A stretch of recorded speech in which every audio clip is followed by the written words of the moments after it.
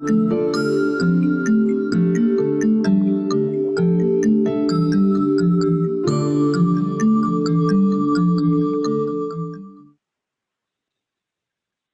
and welcome everyone to the fourth episode of the first season of the FIP Chief Executive Officer interviews. Today I am welcoming Dr. Leonora O'Brien. Thank you so much, Leonora, for making time for us in your busy agenda, especially during these strange COVID-19 times we're living in. I wanted to welcome you to our first season of these interviews. We're running 10 in this series with global leaders and colleagues in pharmacy and healthcare, where we seek to explore your journey, your experiences, and the impact of those experiences on your professional practice. Now, I was inspired to start these discussions after the FIP President Dominique Jourdain and myself were having a discussion with Professor Trevor Jones around the development of a vaccine and treatments for COVID-19. Trevor walked us through his experiences with AZT in the 80s and 90s and reflected how invaluable those lessons have been for now. Not only was Trevor so open about what had gone well and what hadn't gone to plan, he was really enthusiastic to share these experiences and learnings.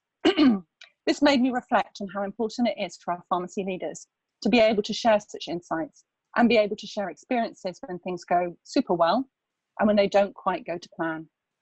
So, Leonora, I'm so proud to interview you today in this first season of the FIP CEO interviews. I can't wait to share some of those insights with our profession, and maybe I'll learn some life lessons from you as well. We aim to take about 30 minutes of your time. Welcome, Leonora. Thank you very much, Catherine, and it's a real honour to be here today and to have this chat with you, and for the FIP team, really proud to be involved. We're super proud to have you involved, Leonora. I think we're going to have a great 30 minutes ahead. Before we get to the professional elements of the interview, let's start at the very beginning for you. I note from your biography that you were born in Castlereagh, County Roscommon. Leonora, can you tell us a little bit about your childhood, your school life, and where your inspirations for choosing your career came from?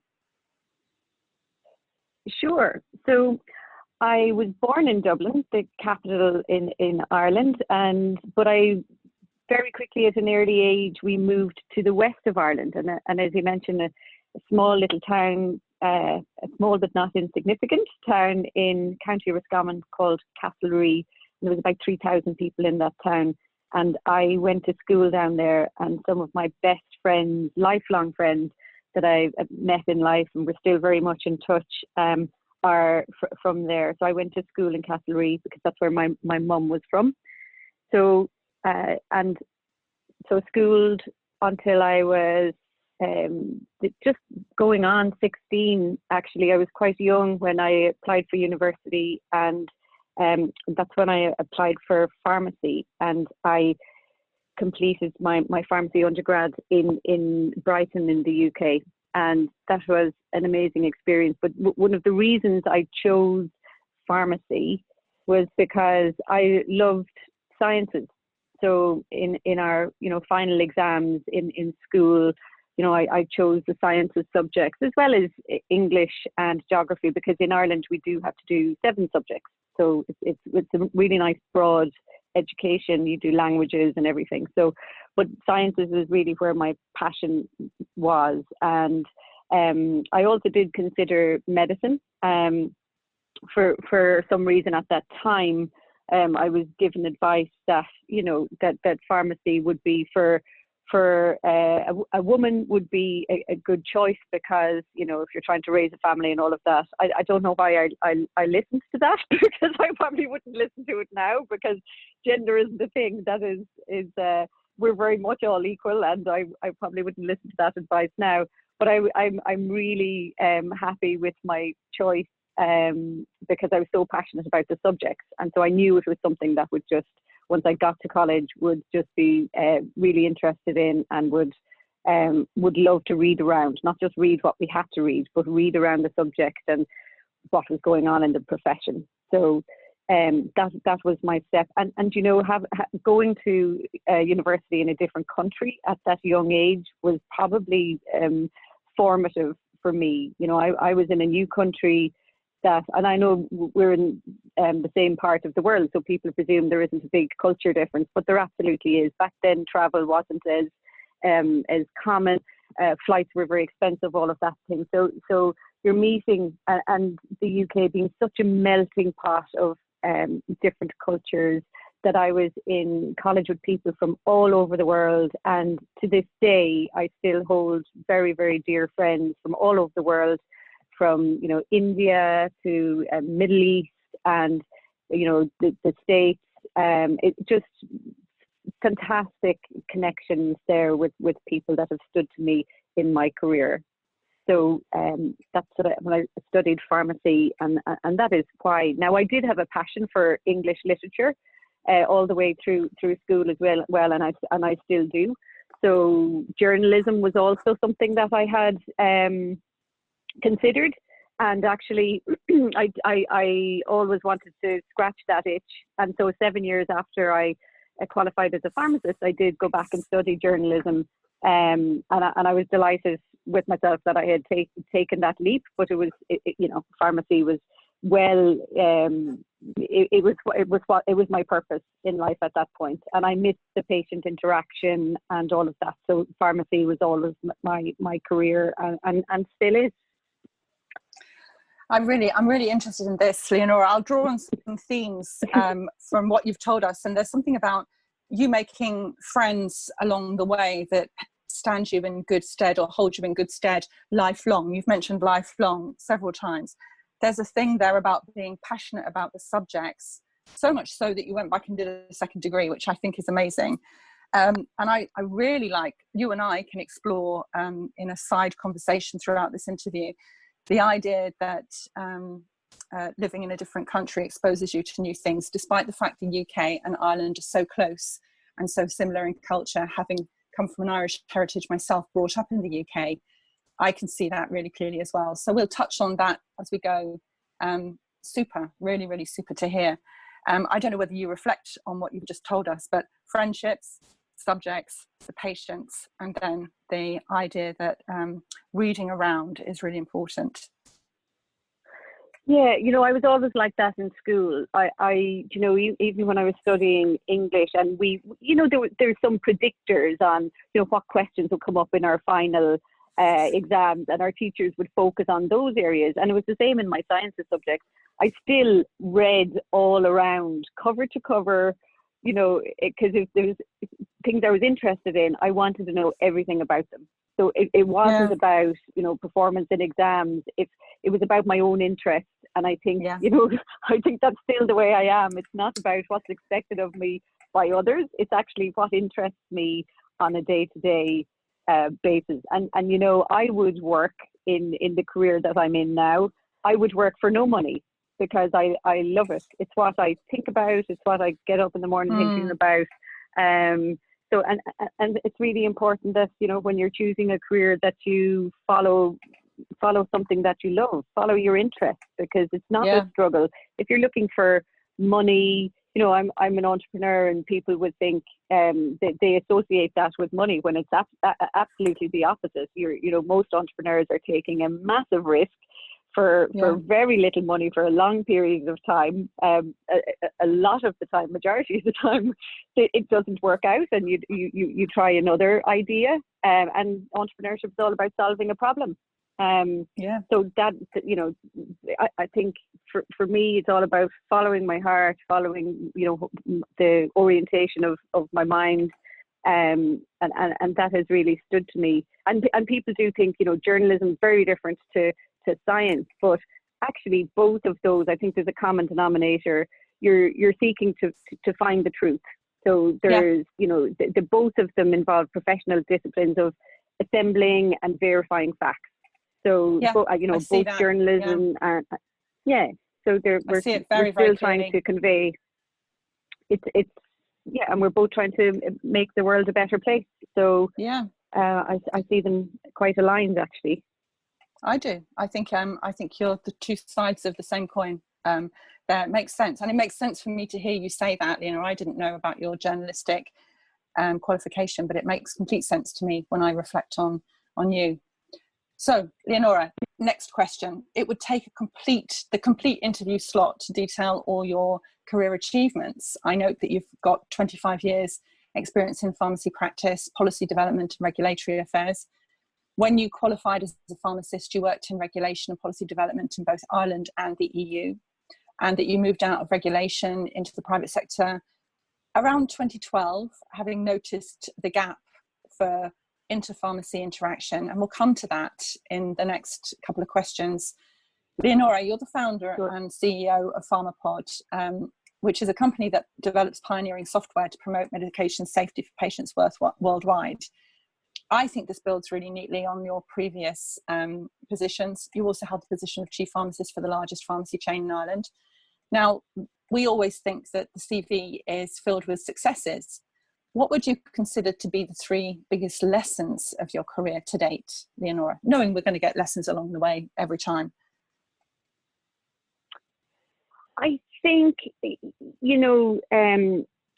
just to follow what your passion is, as I mentioned already. That was a lesson for me, and I think to leave what is really important as a lesson is to plan, but also to leave a big cushion of time there to seize opportunities as they come along, because you just never know. If you plan everything to the end, then you're not making room for what could come along. And sometimes the best opportunities that come your way are the ones that couldn't be planned for. So I think that is a big lesson for me, that just, let your journey take you to places, because, and these can't be planned for all the time, and just be comfortable with that. I'm very agile. I just love the excitement and the journey. And that's really important, to just enjoy the journey. There are, people do try and kind of play it safe sometimes. I think us as humans were programmed to stay the same and not change, because change can be risky and all of that. So literally, it's, your brain just programs you to stay safe sometimes. But there is this thing called metacognition, and there's a brilliant lady called Mel Robbins, and she does lots of TED Talks on it. But it's about tricks that you can help to stop stopping yourself. And I use that only recently, but if I've had those tricks at the beginning of my career. So when you're thinking about something, just, and you really want to do something, there are tricks that you can just use to do them, to stop procrastinating, and just to go for it. So document what you want to do, what your next steps are. And for example, in Pharmapod, when we were putting a board together, I just thought, what are my dream board? Who are the dream people? And I didn't know our board from Adam at that point. But I just wrote down the people that I would love to have involved, and people I admired, and phoned them up. It was really, putting yourself in outside your comfort zone altogether. But people are human. They love to be involved. They, if they have the time and capacity, of course they want to be involved in medication safety. Most of them were pharmacists and people that, were so passionate about this area anyway. And they have been with us since on our journey. So they're the lessons, just never to be afraid to approach people that you think are more senior, more further along, or too busy to have a conversation. So, that stands to this day. I still try and apply those approaches. I think that's such good advice. I'm noting that down as well. Either follow the passion, plan, but give some room for opportunities, and enjoy the journey. And then this concept of think bigger, you can always scale it back, can't you? It's very good. Your dream board, I love that. I love that idea. Dream. Yeah, it's very, very good. It's written down now, Leonora, so it'll be adopted. Moving on, that's some pretty big achievements and pretty big career milestones to date, not to mention the awards and recognition, Leonora. I note that you've won a number of awards, and that's really funny because you and I have spoken a lot, but I didn't know everything you'd won. You're a leading voice in the field of women in business. This year you won Businesswoman of the Year in Ireland, and you're also a finalist in the EY Entrepreneur of the Year Awards. Now we know what we list in our CV and the awards that we get is the tip of the iceberg. It takes so much more to get there. For you, Leonora, what are your 3 biggest achievements to date? Yeah, it's so funny. You just do your job on a day-to-day basis, and you do your best, and then you get these awards, and it's lovely. But it's kind of, they're things really you don't really plan for, but it's such nice recognition for your team and all the hard work, and for the people that are dedicated to the vision and the mission. So it's great. And yeah, we're very proud of that achievement, because the EY Entrepreneur of the Year program this year, it's an exciting program. It's not just an award. So what you do is you're given this exposure to a network of international business people that can help you. That have like we're always in a, no business owner or professional is at the end of their journey. There always is room for learning and improving. And this is what the program that we're honoured to now be on. So I've already, feel I've won that, because we're still in contact now with all the alumni from that, and it's fantastic to be learning from their journeys. But I suppose the biggest achievement for me is actually developing a software for patient safety that pharmacists are happy to use, and that is adding value to their practice. So, it's a cloud-based software, and you can just use it wherever you are in the world. But really, and Pharmapod are responsible for, it's the platform that's in use in the largest medication safety program of its kind in Canada.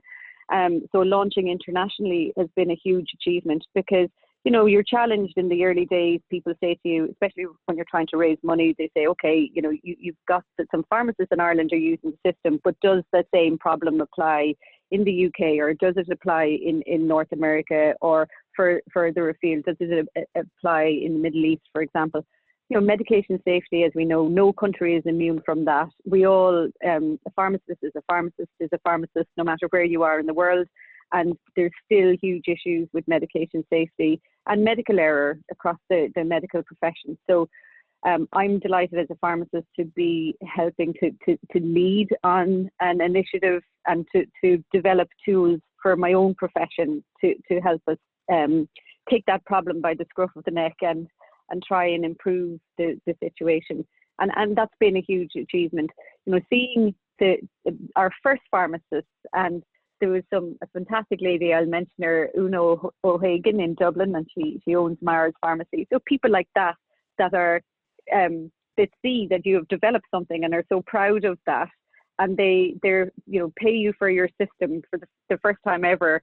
And that's the best feeling, that you develop something that's of value to a fellow professional, and that they use it to improve their practice. We've had lots of achievements after that, but I think none of them actually beat that initial feeling of getting your first people on a system that you have developed. That's the best for me, I think. I think that's so true. So Leonora, what I take from that is, it's not just the fact that you have, let's say, a colleague who takes on board your software because they trust you. You've got a colleague who takes on board your software because they trust you, believe you, and they pay for it. And I think there's nothing more proof of concept than that. And you're quite right to hold on to that first achievement as something very special. I just reflect back to you that Absolutely. We're in such a strange time at the moment with the COVID-19 pandemic. Most countries now, in Europe at least, are thinking about how to unlock the lockdown. And who knows what the months ahead will hold. But for me, reflecting on what you're talking about there around the safety elements of medicines, as pharmacists, we can sometimes get really tied up in the risks. Everything's risky. You'd be much better off if you're healthy and don't have to take a medicine than if you start taking medicines. We know that. And the art of the possible with medicines, as well as the science of the actual interactions, is there's a sweet spot there that, when you prescribe properly for a patient, then that's just amazing. But when you think about the public debates at the moment, Leonora, there's never been a time when pharmacists need to be more supported with software and programs for safety. I look at the emerging daily evidence on things like dexamethasone or hydroxychloroquine, and understanding how these medicines may be repurposed or used differently, understanding no way, it's just not safe enough, or there's that balance between it has a benefit or it doesn't. This is exactly the place where a pharmacist now needs to be supported, because I think please jump in a sec, but when I think what's missing is many of these patients are taking other medicines as well. And that's the unspoken, isn't it? There's going to be another load of medicines care and pharmaceutical care that's needed for those patients. Absolutely, and I know in a lot of countries, pharmacists are supported through reimbursement for things like medicines use reviews, which is fantastic, and the consultation and the time that pharmacists spend on advising their patients, and to have that structured in a structured way, in a process, and a proper reimbursement behind it is hugely important. Otherwise, it's not a sustainable thing. So, and I think the data, as you say, is hugely important. The evidence behind what we're doing, you can't improve what you can't measure, and that's what we're all about at Pharmapod as well. It's about establishing what the problems are in the first place. At the click of a button, being able to see all the issues that are occurring, maybe the high risk medicines that are involved all the time. And then you can go from that. So when you have data, you can make decisions. You can start to have decision-making tools, and you can feed that information into guidance that's required for the profession. But without that, work on the evidence behind it, then we're in the dark really, and we can't lobby for change, or we can't inform new supports for the pharmacies. So I think the data side of that, there's great work being done, in our labs and by pharmacists and by our pharma colleagues. But then to just bring that to life and to make sure that the right evidence-based information is getting across to the profession is critical, and we can do that. We can harness technology to help there. Yeah, and boy, do we need a tech support, I have to say, in these Zoom days, as we will know them as in the future. No, so I think that circles right back, Leonora, to your passion about the data and the evidence and understanding. Without data, you can't measure it. Without measurement, you can't show progress. I think that's another thing I'm noting from you. Thank you, Leonora. Yep. Now, I think there's a lot of overlap with our next question, Leonora, about the biggest achievements, but this doesn't necessarily need to be limited to work or career, but what are the 3 things you're most proud of? I definitely creating employment for me is huge, especially we've seen how vulnerable society is across the world, how quickly people can lose jobs. And, when something like COVID happens, there's been so many lots of jobs, and we forget that these aren't statistics. These are, this is money on the table for families that need it on a day-to-day basis. So for me, what I'm most proud of is building and leading a team that is really passionate about being able to sustain those jobs, because they're not just jobs. These are careers that people are passionate about. These are families that need to be fed at the end of the day. So to be able to, and of course, every single business has had to go through such, and we're not immune to that either. We absolutely have had to restructure. We've had to cut costs. We've had to challenge every single thing that we're doing. It's a full-time job to see what, grants are out there and supports are available.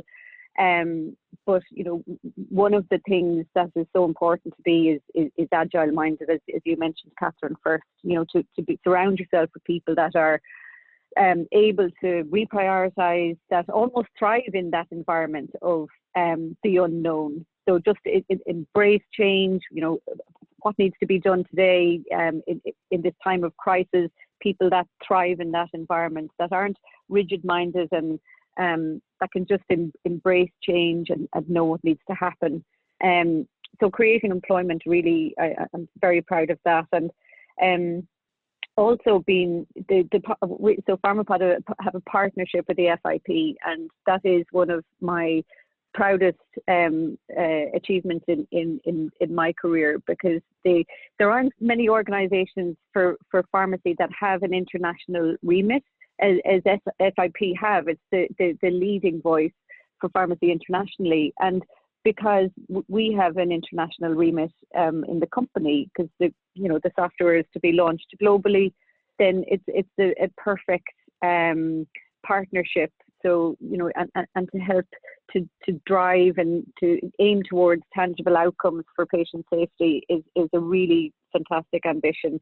And you couldn't be working with a more effective team. So that is a huge for us. And then also, you know, being able to manage to bring up my 3-year-old daughter in the middle of all the chaos. You know, we forget those things. So I'm very proud of being able to manage to bring up this wonderful child in spite of all the challenges, in spite of leading the team, to see her grow and thrive, and try and have time for her as well. I'm very proud of being able to balance that. I think that's just wonderful, Leonora. I think to put your child front and center in the 3 biggest proud boxes that you're creating here is really valid. And I think it's about naming that, being proud of the juggle that life is, whether you have children or you have family or you have friends who need your care and support. This juggle at the moment is more difficult to manage than ever. And if you can get it pretty much right for the people that you love and care for, I think we need to express that we're proud of that. I've also noted from my reading round that we know the impact of COVID, the disease, on our Black, Asian and minority ethnic communities and populations. But we also know the burden on women around their carer status or around their job prospects, or even around issues as sobering as domestic violence has been heightened. It's almost like we've got a magnifying glass on that. And we had a wonderful interview with Carmen Pena, immediate past president. She raised that issue. So I think for a woman who is a leader in the profession and a mum, we need to feel able to be proud of the juggle as well as the achievements. And I have to say, you know, working together with Pharmapod and FIP, the way in which this is a perfect partnership is we don't just focus on the tangible, we focus on the possible as well. And I really love that. So thank you so much for that. I'm super proud of that as well, Leonora, I have to say. All about building trust, building alliances. And in here, in the proud box, I noticed the word thrive throughout. Thrive. You mentioned creating employment and allowing your team to thrive.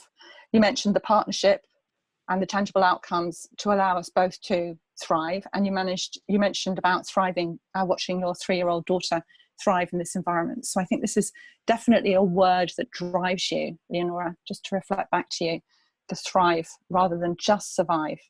Sometimes we just survive, but we need to thrive. Yeah. Yeah, we need to do both. And I need to expand my vocabulary. No,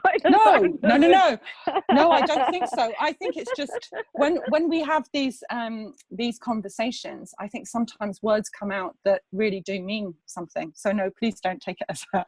I think it comes out as there's a thread there, and you're not just thinking about yourself, you're thinking about allowing others to thrive, which I think says a lot about you as the woman you are. Moving on then, Leonora. Oh, go ahead.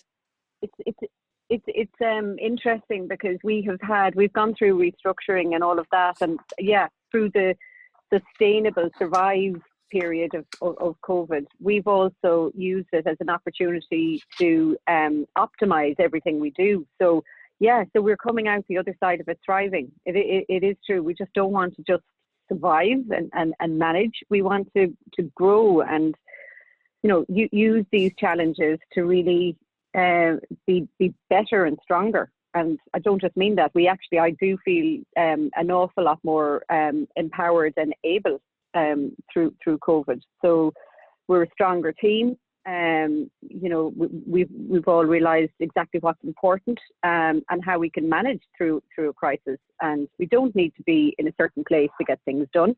You know, that's presenteeism. We don't need that. We need everyone just to be focused on the goals and to support one another and to communicate effectively. So it is about thriving.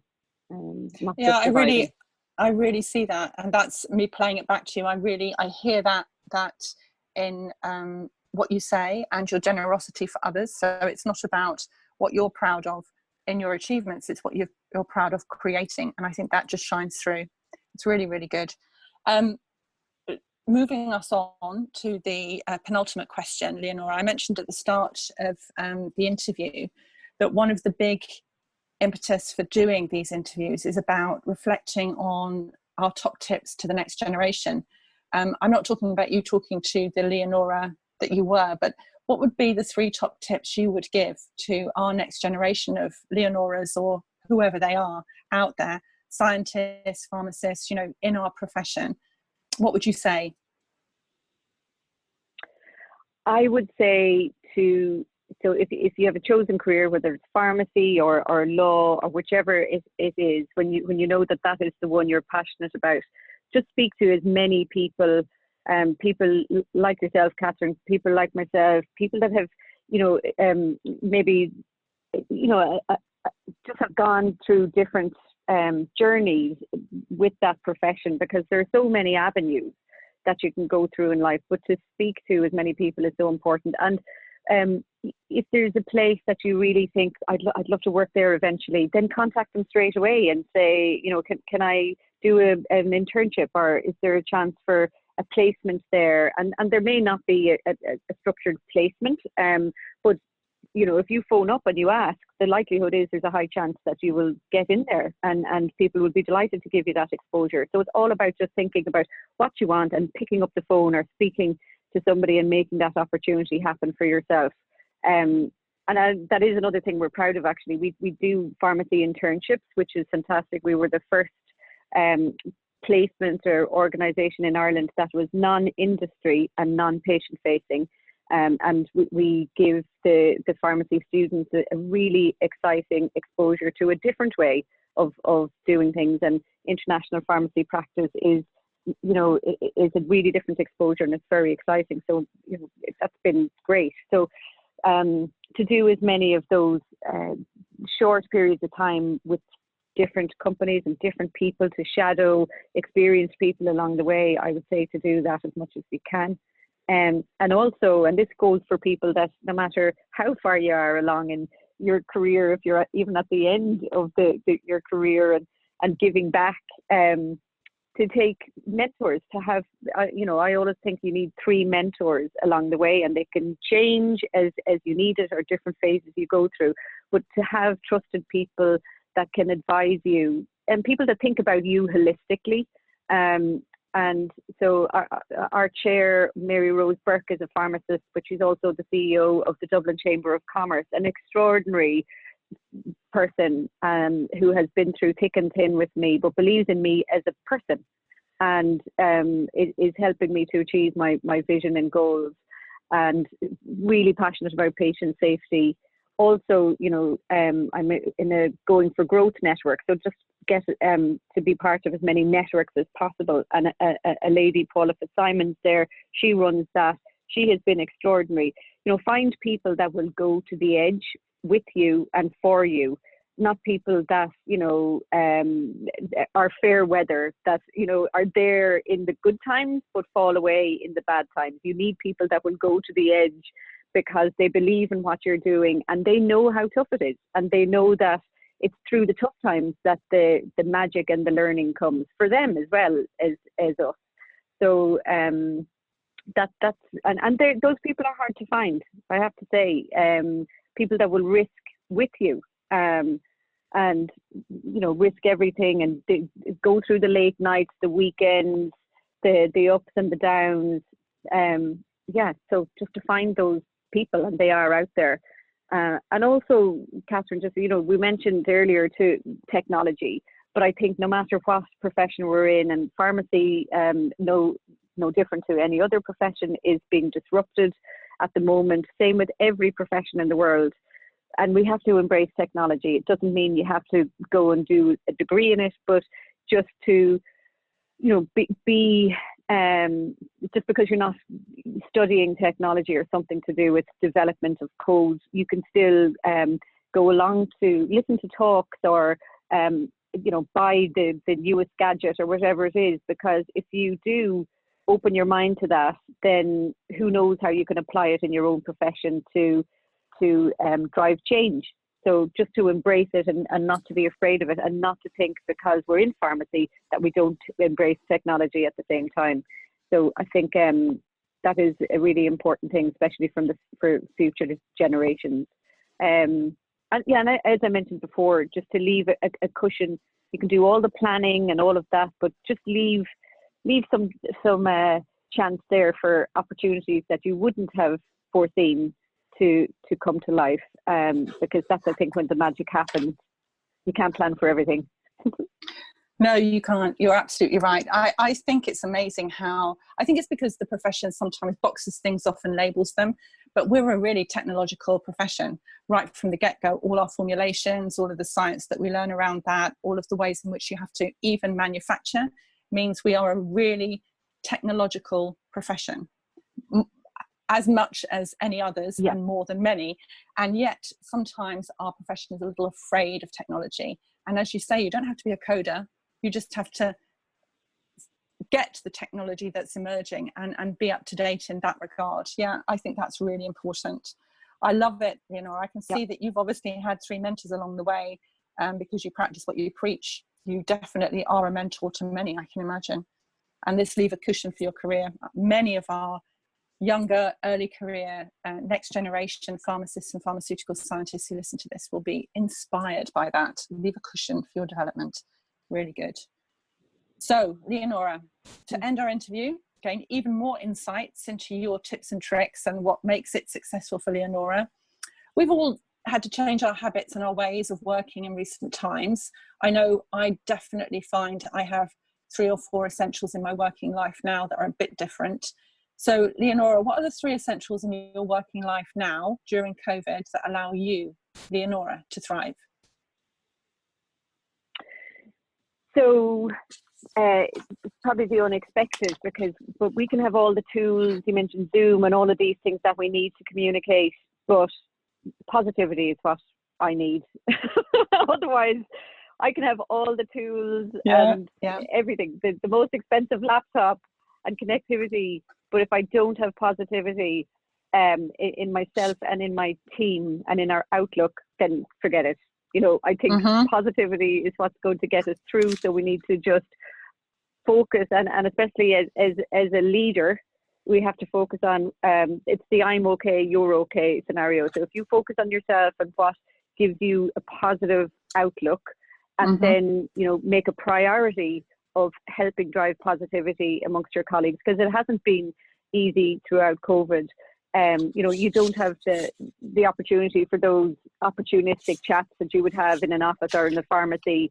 You know, we've all been, you know, in different locations a lot of the time, but you can't over communicate in times like that. You need to give people reassurance and not presume that they know what you're thinking, but to be proactive in your communication around reassurance that's given, and trying to do little team building things that will drive positivity for everybody and support for everybody, and to be proactive about that. So, you know, and I mentioned agile mindedness as well. Just that isn't, you know, it can't be overestimated. That's what I need. I need to be surrounded by people that are really agile, and you only realize how important that is when you work with people along your journey that are more rigid in their approach, that they need to finish a project before they move on to another one. In times of crisis, you need to be able to adapt, and to you don't have to change, but you need to incorporate other priorities and you know, realize those, as well as keeping your day-to-day and your other projects going. So yeah, people that are okay under pressure, but that's really important. So positivity and agile mindedness. Do you know also what's critical for me during COVID is exercise, and it feeds into positivity. And believe me, I am at the bottom of the rung when it comes to exercise, Catherine. I'm not one of, you know, my default is open the laptop, get my coffee, and off I go. And it's more mental exercise.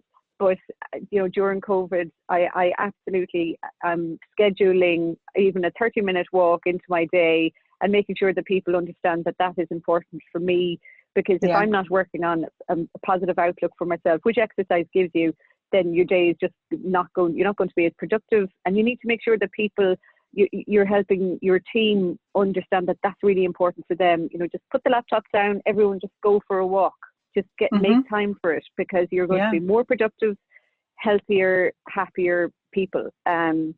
So we just need to do that when we're locked inside our houses. But we need to just get out for a bit of a walk and make sure that we're factoring that in. And I think that's so important. Yeah. So the final thing, Catherine, then is childcare, because I actually think, I think back through COVID and what was the crucial thing for me. If I didn't have childcare, I couldn't have done my work. I couldn't have, I've over 30, people depending on me for their livelihoods and their families and that kind of thing. So if I didn't have support, I couldn't do my work and I couldn't support others. And it's so important. And even in a country like Canada, that is an equal society, it's 62% of the newly unemployed in COVID were women. And then when we were getting back to normal in May, men were the first to return to work at a staggering rate of twice the rate of women. So it really has set women back. And I think, the nurses that were the key resource to helping the world through, we didn't have enough resource for them. A lot of them are working mothers that were expected to go into work and save lives and save people and be there when people are at the last stages of their lives, when their family couldn't. And they had no childcare support. So we need to put structures in place. If we don't have childcare support actively, if we don't think about it as a society, we don't have a recovery from COVID, especially for women. And we can't work on the gender balance agenda at all. That has to be top of our priorities in terms of policy and structures and finance. We need childcare to be financially supported for us all. So I couldn't have done my job without that. And I was very lucky to have a lady that just 2 weeks before lockdown, she joined us. So we were all locked down together and she was amazing. I dread to think if that hadn't happened, so it was critical for me.